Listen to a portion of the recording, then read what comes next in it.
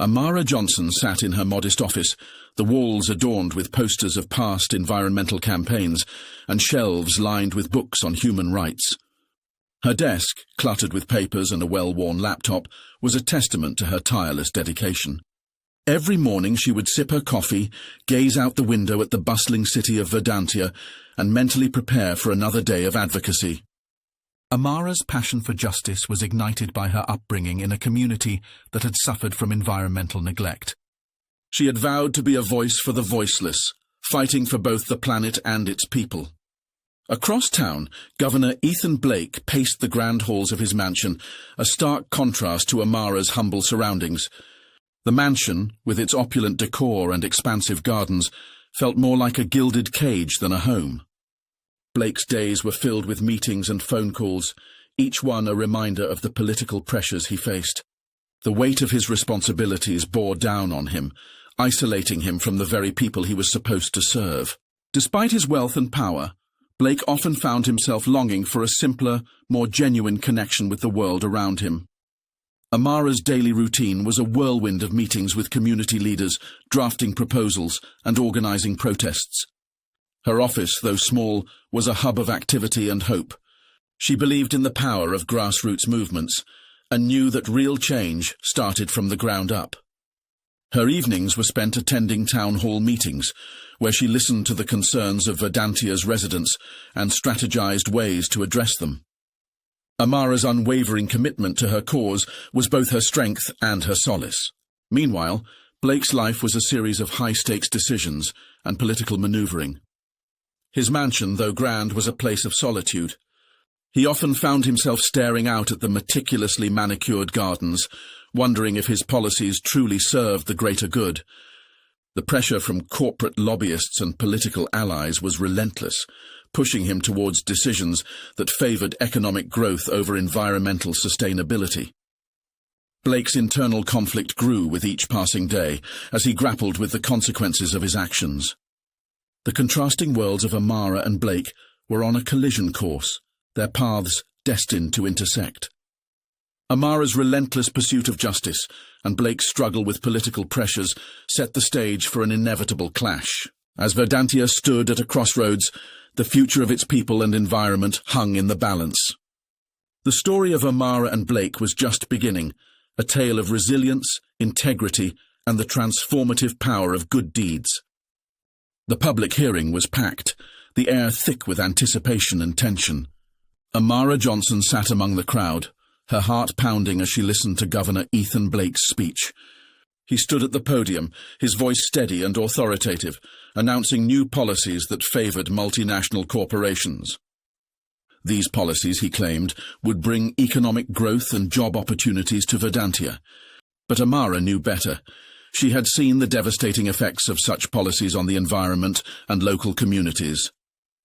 When Blake finished, the room erupted in applause, but Amara remained seated, her mind racing. She couldn't stay silent. Rising to her feet, she made her way to the microphone, her hands trembling slightly.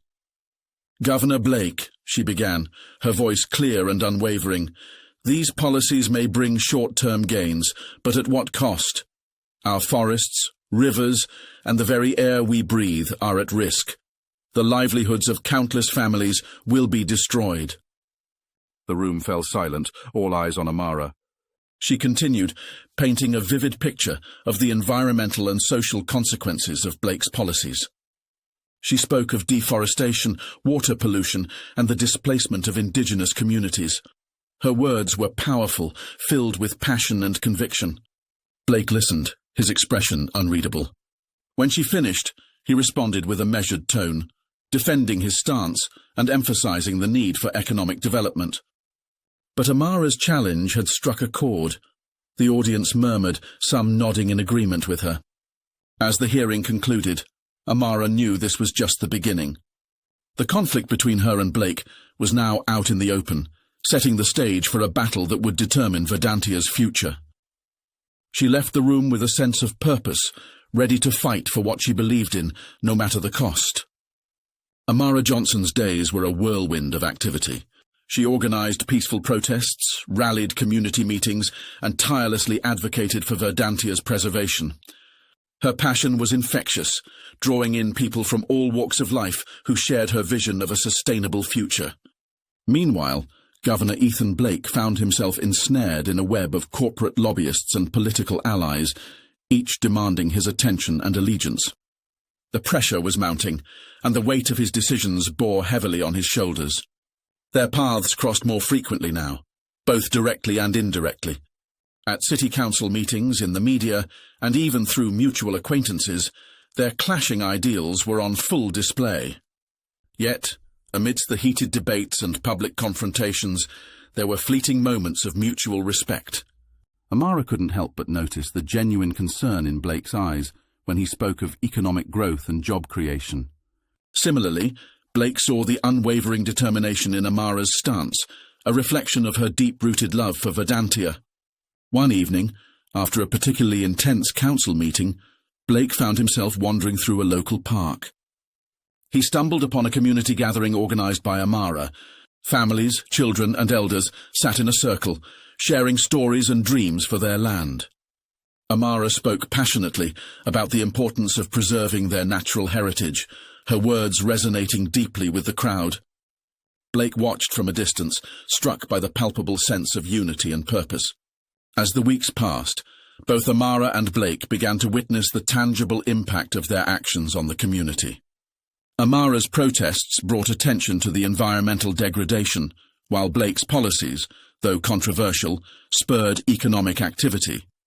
The complexity of their relationship grew, hinting at the possibility that perhaps, just perhaps, they could find common ground.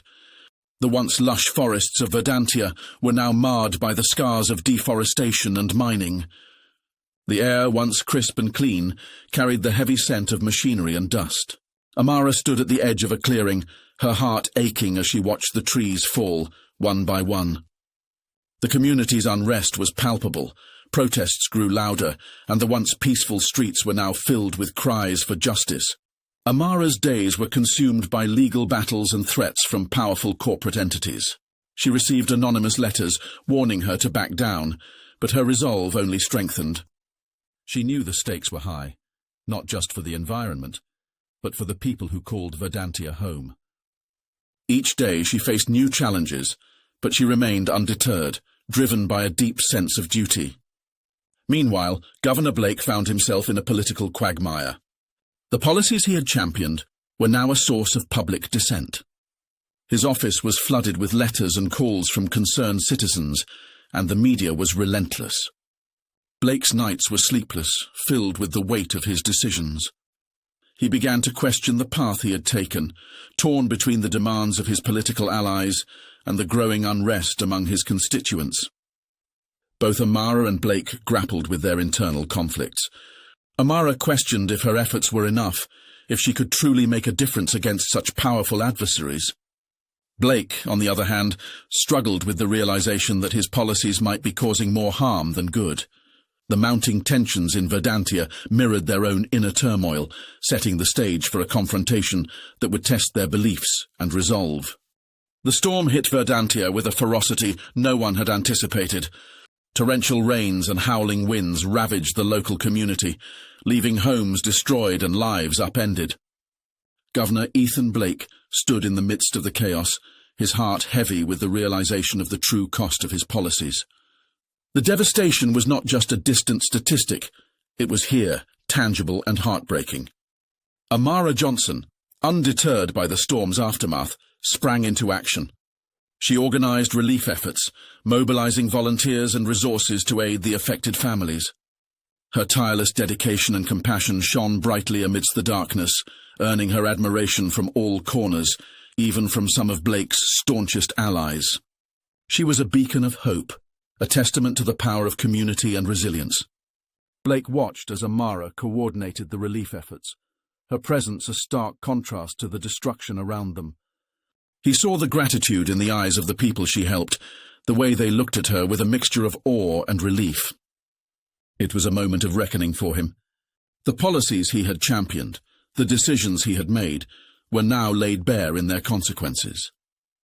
As the days passed, Blake found himself questioning his stance on environmental policies. The disaster had stripped away the layers of political rhetoric, revealing the raw, undeniable truth. He began to see the world through Amara's eyes, understanding the urgency and importance of protecting Verdantia's natural resources. Amara's efforts did not go unnoticed. Her leadership and compassion earned her widespread admiration, and even those who had once opposed her began to see the value in her cause. Blake, too, found himself drawn to her unwavering commitment and integrity. The seeds of doubt planted in his mind began to grow, challenging his long-held beliefs. In the wake of the disaster, a new path began to emerge. Blake's resolve to reconsider his policies grew stronger, fueled by the undeniable evidence of nature's wrath and the inspiring example set by Amara. The turning point had arrived, setting the stage for a potential collaboration that could change the future of Verdantia forever. Amara and Blake sat across from each other in a small, dimly lit room, the air thick with tension. The future of Verdantia hung in the balance. Amara's eyes, filled with determination, met Blake's steely gaze. "We can't keep sacrificing our environment for short-term gains," she began, her voice steady but impassioned. "The people and the land are suffering." Blake leaned back, his expression unreadable. "Economic growth is essential, Amara. Without it, we can't provide jobs or improve living standards. It's not as simple as you make it sound." Their debate raged on, each point countered with another. Amara spoke of the irreversible damage to Verdantia's forests and rivers, while Blake highlighted the economic pressures and the promises he had made to his constituents. The room seemed to shrink around them, the weight of their words pressing in. Then Blake paused, a shadow crossing his face. "You know, my father was a miner," he revealed, his voice softer. "He worked himself to the bone to provide for us. I saw firsthand the toll it took on him and the land. But it also put food on our table." Amara's eyes softened. "I understand, Blake. My father was a farmer. He taught me to respect the land, to see it as a living, breathing entity. We both have personal stakes in this." A silence settled between them, heavy with unspoken understanding. Slowly, the walls of their ideological divide began to crumble. "What if," Blake suggested, "we find a way to balance both? Sustainable practices that don't compromise economic growth?" Amara nodded, a glimmer of hope in her eyes. "It's not going to be easy, but it's possible. We need to work together, listen to each other, and find common ground." For the first time, they saw a path forward, a possibility of collaboration. The confrontation had not only revealed their deepest convictions, but also the shared humanity that could bridge their differences. Blake stood at the podium, his voice steady but his heart racing. "After much reflection and dialogue, I am reconsidering our policies on Verdantia's natural resources," he announced. The room erupted in murmurs, a mix of surprise and skepticism. Corporate lobbyists exchanged worried glances, while environmental advocates, including Amara, felt a flicker of hope. The backlash was immediate. Corporate interest launched a media campaign against Blake, painting him as a traitor to economic progress. Yet, amidst the storm, a groundswell of public support began to rise. Citizens, tired of seeing their land exploited, rallied behind Blake's newfound stance. International communities, too, took notice, praising his courage to change. Amara's phone buzzed incessantly with messages of support.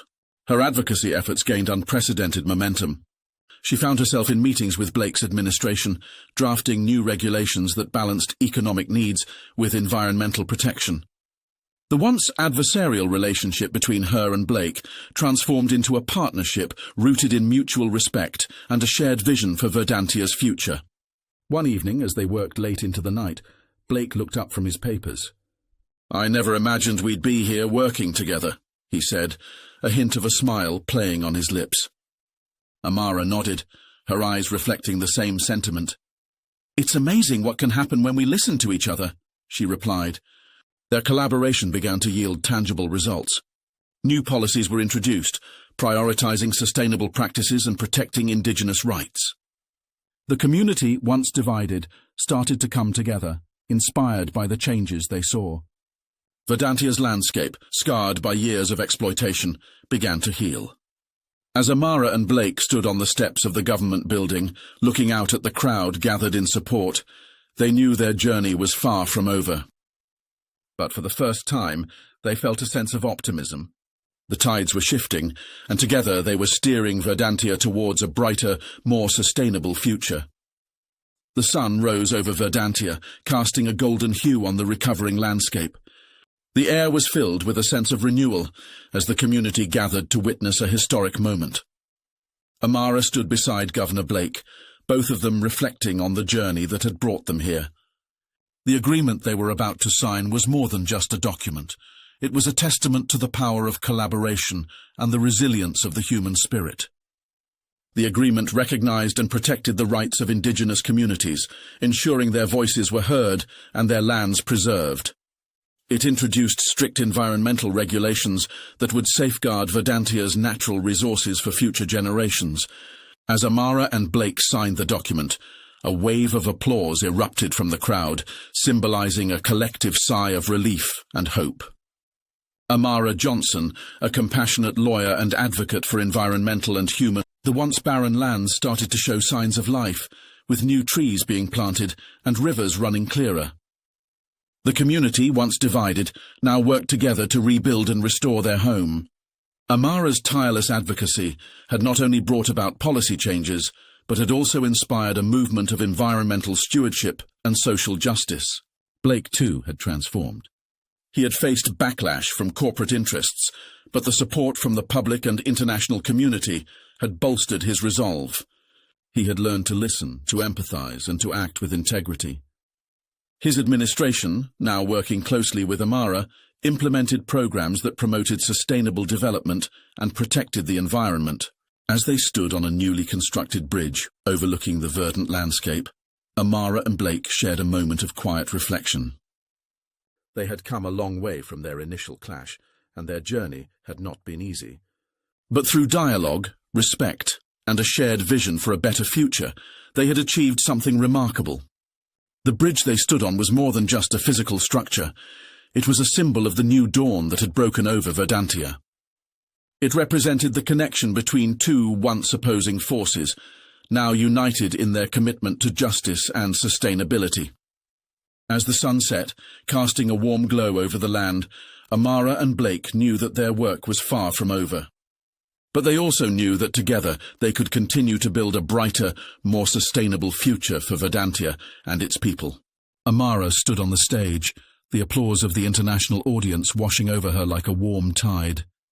She had never sought recognition, but here she was, being honored for her unwavering commitment to justice and sustainability.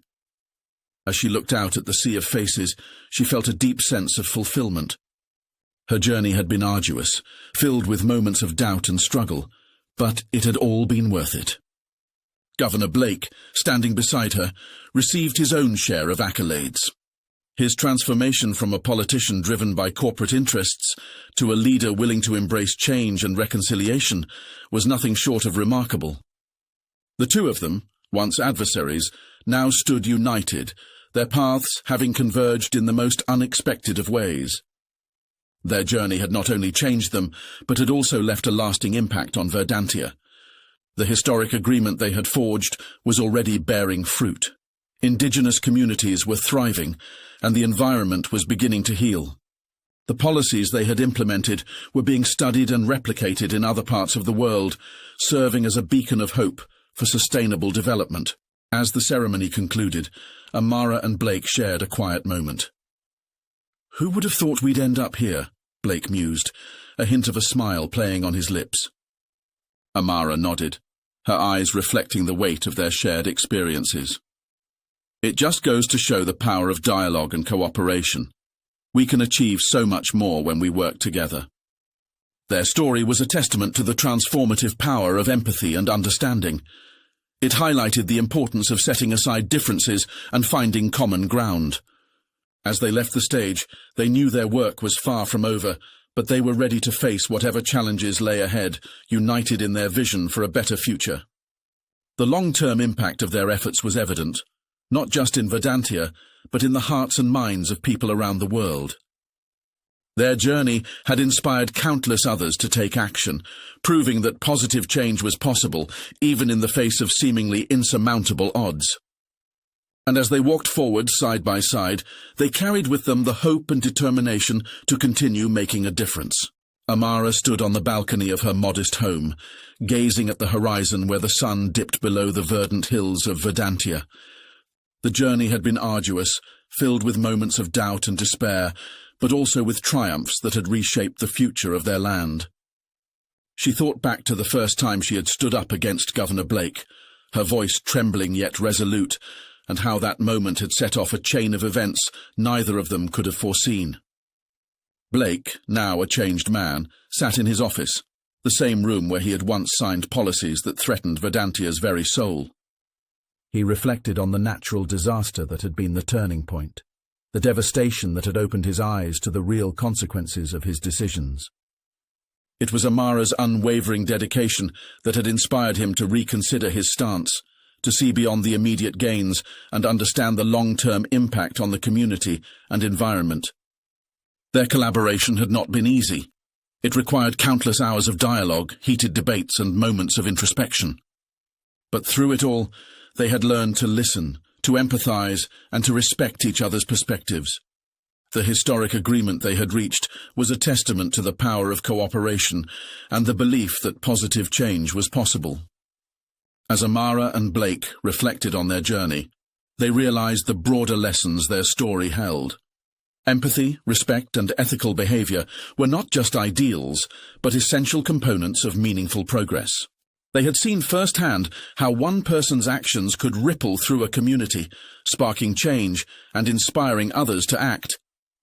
The narrator's voice echoed these sentiments, urging readers to consider their own roles in their communities. The story of Verdantia was a reminder that even in the face of great challenges, hope and positive change were within reach. It was a call to action, a hopeful message that through understanding and collaboration, a better future was possible for all. Amara stood on the balcony of her modest home, gazing at the horizon where the sun dipped below the verdant hills of Verdantia. The journey had been arduous, filled with moments of doubt and despair, but also with triumphs that had reshaped the future of their land.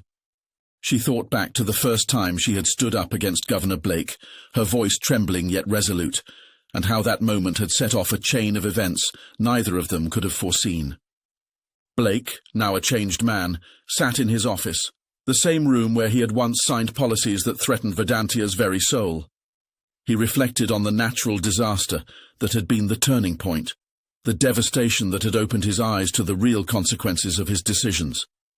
It was Amara's unwavering dedication that had inspired him to reconsider his stance, to see beyond the immediate gains and understand the long-term impact on the community and environment. Their collaboration had not been easy. It required countless hours of dialogue, heated debates, and moments of introspection. But through it all, they had learned to listen, to empathize, and to respect each other's perspectives. The historic agreement they had reached was a testament to the power of cooperation and the belief that positive change was possible. As Amara and Blake reflected on their journey, they realized the broader lessons their story held. Empathy, respect, and ethical behavior were not just ideals, but essential components of meaningful progress. They had seen firsthand how one person's actions could ripple through a community, sparking change and inspiring others to act. The narrator's voice echoed these sentiments, urging readers to consider their own roles in their communities.